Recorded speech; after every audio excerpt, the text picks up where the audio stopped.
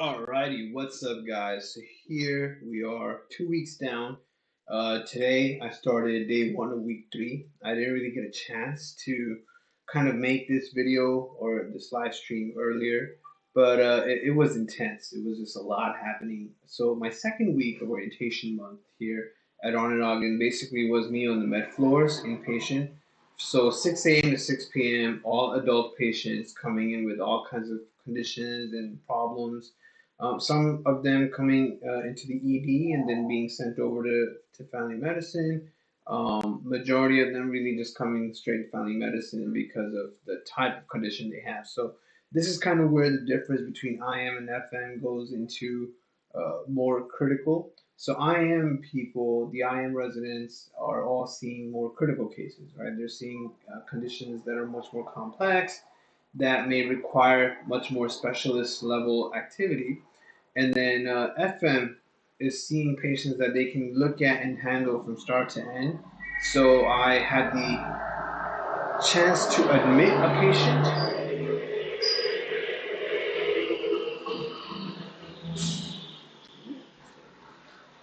Big ass construction truck. So anyway, I had the chance to admit a patient, which is a lot of work, right? So we call the ED, we let them know we're coming for sign out, which means we're going to be taking the patient away from them. And they're going to give us, it's usually a nurse that's going to give you the full rundown of whatever has happened with that patient ever since they came. And then you go meet the patient, you talk to them about everything that's happening, and then you bring them into your unit. So they'll be moved, right? And then you go back to your desk, you sign them into your unit and stuff like that. The nurses will move them to your floor, and then you start managing them, start doing whatever needs to be done. Oftentimes, patients, I think the number one consult most patients needed was cardiology. A lot of them presented with symptoms that looked like they might have had a TIA or some level of a stroke. Some patients I had were presenting with some level of COPD exacerbations. So it was a good mix. I saw a lot of different things, but definitely a lot of them needed cardiology consult. A few of them needed GI consult to see if they might have had might be developing or have some level of colon cancer, which would then help explain their anemia. Almost everyone needed physical therapy and occupational therapy consultation to make sure that they're going to be able to independently walk, and just be back to their everyday independent lives without falling or something and getting readmitted for all of that. But all of that really just ended up being something that was draining, very draining, because it's not the seeing the patients and taking care of the patients that really takes so much effort. It's all the messages you get. So here at On Ogden, we are using Epic, and there's a mobile version of Epic called Haiku where you get messages and everything, and you can go through the patient charts and everything.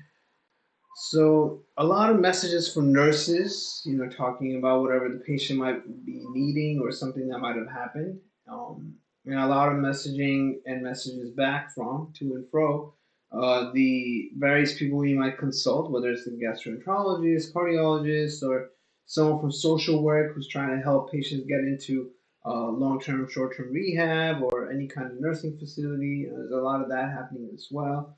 And all those communications while simultaneously rounding with your attending or simultaneously working on finishing notes, just all of that ends up kind of draining your mind out, and 6 days in a row, 6 a.m. to 6 p.m., does end up taking quite the toll. So my last shift was Saturday, and then when I came home from that shift on Saturday, I just relaxed a little bit.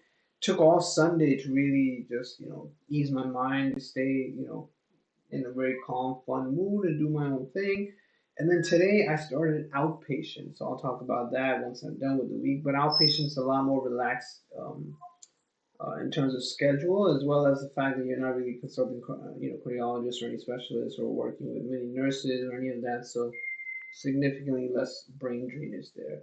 Now, one of the special things that came in today this morning was this. So I did have a submission to the Transition to Residency Conversations Across the Medical Education Continuum conference, and my submission was called Beyond Scores: Real World Readiness for Residency as an IMG. It got accepted to be a poster presentation after careful deliberation, and I'm perfectly cool with that. I had a um, uh, questionnaire I had sent out on LinkedIn, Facebook, and a lot of people filled it out. And the results of that questionnaire kind of matched with what I was trying to propose here, which is that IMGs, whether it's a Caribbean student or IMGs coming from other countries abroad, whether there's US or non US IMGs, all IMGs struggle to basically create a credible profile for the application of residency, right? We have very few or limited ways of really attaining hands-on clinical experience, or what's even harder is attaining inpatient experience, right? You can't even really get into a hospital and shadow a physician because there's a lot of paperwork involved with, just HIPAA stuff, right? You have a stranger coming into the hospital who's going to get to see patients and get to see things. You have to have all that HIPAA stuff organized. And then, of course, a lot of it is a bureaucracy, so it's not very easy. But American med students always have some hospital that med school is associated with, and then they get to see it all, right? They get to see every single patient, they get to see all kinds of scenarios, they get to be part of various surgeries, and the experience that they go through is paramount and just non comparable to what IMGs go through. We don't see any of that.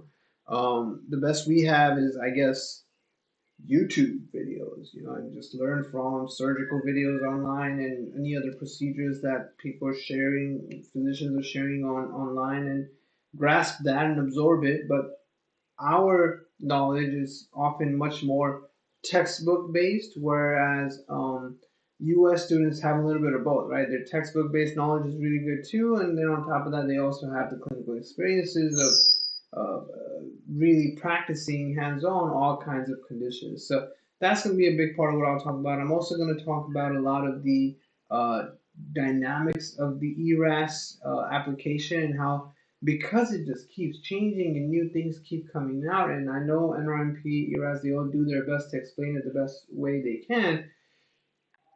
There are still people I've met who don't know what it means to buy the ERAS token or why they should. There are people that still don't understand that you can buy an ERAS token and get involved in the match and then not apply to a single program and essentially become eligible for SOAP and do all the SOAP ones for free and maybe even get a seat without having really spent much money.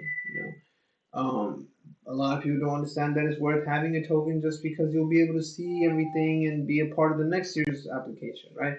And that it's worth having your ERAS account so that you can get letter of recommendations uploaded onto there, and they don't really ever go away, right? So you start stockpiling your letter of recommendations there. So there's a lot of things like signaling and whatnot that a lot of people don't truly understand how to utilize the right way, or what should be written in different parts of your ERAS application. These are some of the things that I work with the people I'm directly consulting with right now who are going into Match 2026 right now. So that's going to be a fun time. I'm going to be presenting October 11th to 12th. It's a weekend at the Westin, DC downtown. So very excited to do that and just keep going. But this week has been a nice preview of what I have to come, because I chose for my schedule the first rotation I'm doing, which is in August next month, is going to be a whole month of med floors, right? So it was really intense. I feel like one of the most difficult parts was one of the newer things, other than how to do all the different things that we're doing that we've never done, is that writing updates to notes, right? So a lot of new things, right? We're presenting to attendings, we're consulting with cardiologists and other specialists, and we're messaging nurses, and it's all happening in real life where we're working with real patients who we're responsible for. So that gets extremely draining. And then we have to write notes that are for patients who we're going to keep seeing. So like day three soap notes and all of that, it's very unique because I've never had a patient who I've managed for 3 days in a row. It's usually been, I've usually done outpatient stuff. So patients come in, you see them, they go home, that's it. It's the end of that.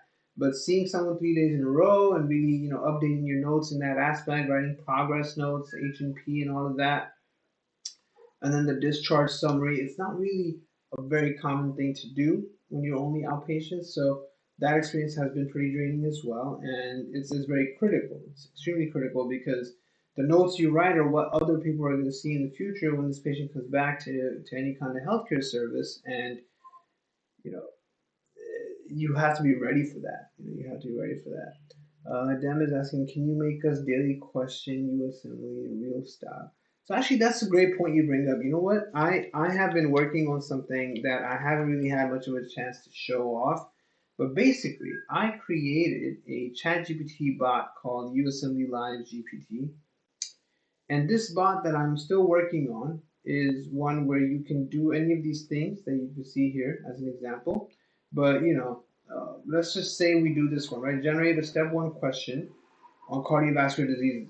It will make a UWorld type question for you, right? You got your question, you got your answer choices, and we can look at it right now, right? 56-year-old man comes to ED with acute onset chest pain that began 2 hours ago. Pain is described as crushing, located substernally, radius to his left arm. History of diabetes and hypertension, and he smokes.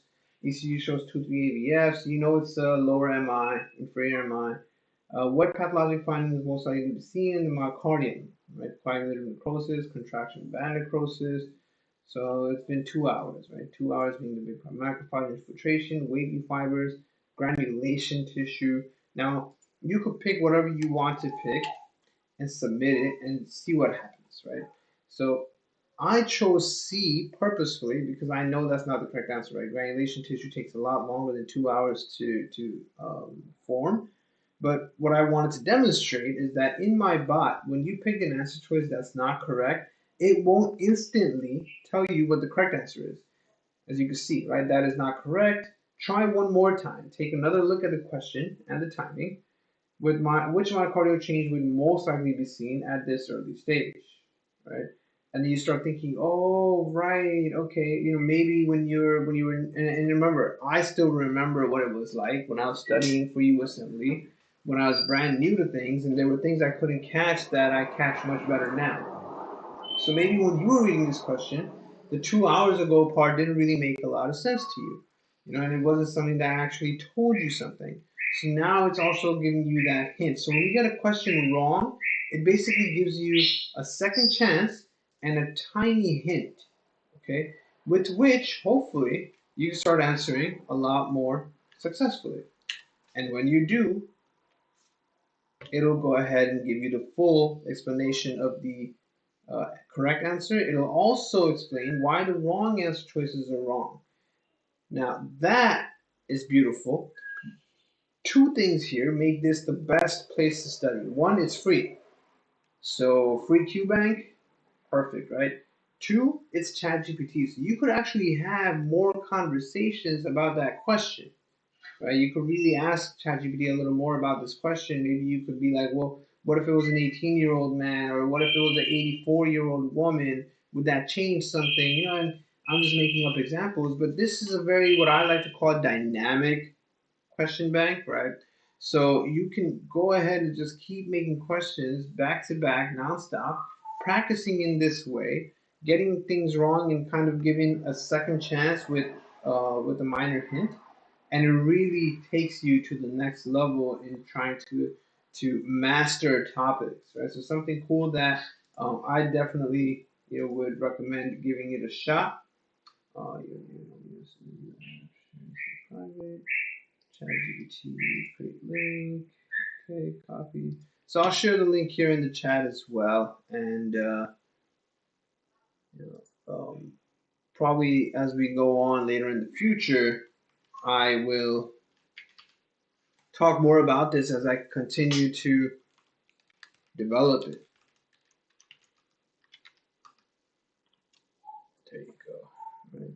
So this thing is amazing. I think that once it's more refined and I have it the way I want it to be, I think it'll help a lot more people. But it beats what other current Q banks tend to do, like UWorld and AMBOSS, where you read a question, you answer it, it tells you right or wrong right away, and then it gives you explanations, and you move on. But one, they're not free, so it's a lot of money to spend, right? Especially if you have to keep renewing it because you needed more time, right? Some of us don't get ready in just 3 months, and buying a year of it, whether it's you or AMBOSS, is just a lot of money, right? A lot of money on top of the funds you have to get together for step one, step two, and step three. Each of them being about $1,000 test, right? More than 1,000.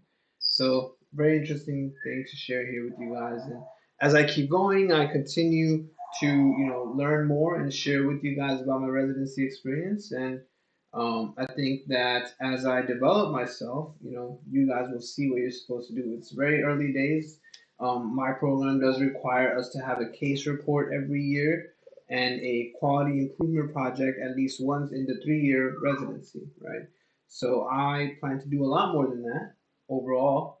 Possibly get a couple case reports in, maybe case reports on the same thing that ultimately end up being a case series. Work on a few more things that might really yield something that can help medicine in the future. Um, Maybe even try to bring clinical trials to Arnold Ogden in a more powerful next level manner. So let's see what I can do. And thanks for listening.